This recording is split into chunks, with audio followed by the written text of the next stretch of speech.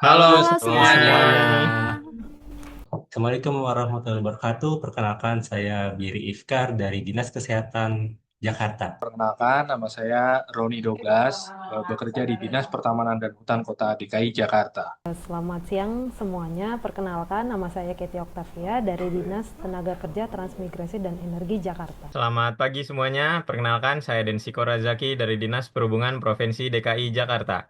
Selamat pagi semuanya. Perkenalkan nama saya Eka Dian Nursafitri dari Dinas Cipta Karya, Tata Ruang, dan Pertanahan DKI Jakarta. Analisis isu kontemporer di lingkungan DKI Jakarta dan kaitan dengan manajemen Smart ASN. Daulat, manajemen sampah berbasis circular economy merupakan pendekatan yang menempatkan sampah bukan sebagai residu akhir, melainkan sebagai sumber daya yang dapat dimanfaatkan kembali melalui prinsip reduce, reuse, recycle, dan recover. Berikut ada diagram fishbone penyebab overkapasitas TPST Bantar Gebang sebagai pabrik gas metana. Dilihat dari metode, yaitu sistem dan kebijakan, mesin, teknologi dan infrastruktur, material, karakteristik sampah, environment, lingkungan dan tata ruang, money, pendanaan dan insentif, serta sumber daya manusia dan perilaku. Data dan fakta, data operasional dan overkapasitas dalam hal kondisi terkini, volume sampah harian menerima lebih dari 7.300 hingga 7.734 ton sampah per hari dari DKI Jakarta. Kemudian ketinggian tumpukan setara dengan gedung 16 lantai. Selanjutnya kapasitas desain. Desain awal hanya dapat menampung beban maksimal 6.500 ton per hari. Luas area meliputi lahan seluas 110 hektar. Kemudian Bantar Gebang disebut sebagai pabrik karena volume emisi gas metana yang sangat besar dihasilkan dari timbunan sampah organik yang mendominasi komposisi limbah. Dilihat dari produksi emisi tahunannya sebesar 123.000 ton sepanjang tahun. Kemudian dominasi sampah organik sekitar 50-60%. Kemudian konsentrasi eh, gas landfill yang dihasilkan terdiri dari 45 hingga 60% metana dan sisanya karbon dioksida. Kemudian dampak apabila masalah tidak diselesaikan adalah lonjakan emisi gas rumah kaca, pencemaran lingkungan dalam hal air dan tanah, beban fiskal dan ancaman krisis sampah. Lalu bagaimana solusinya? Dalam perspektif sirkular ekonomi, kondisi ini justru membuka peluang inovasi.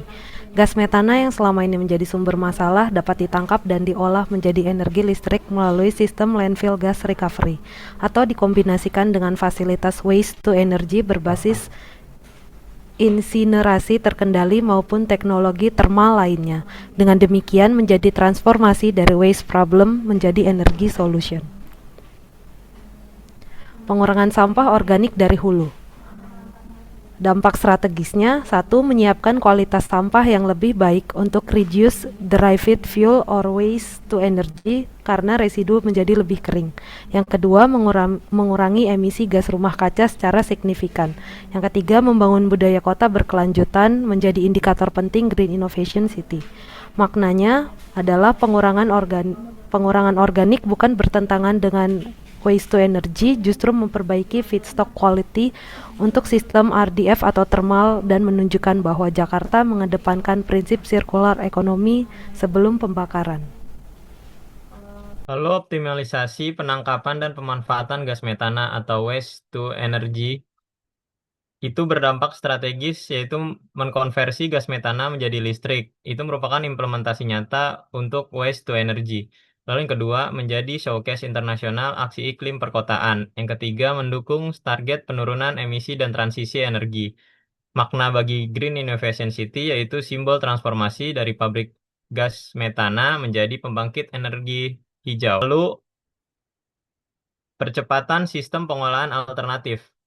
Dampak strategisnya membangun infrastruktur kota rendah karbon, mengintegrasikan sirkular ekonomi, mengurangi tekanan permanen pada Bantar Gebang.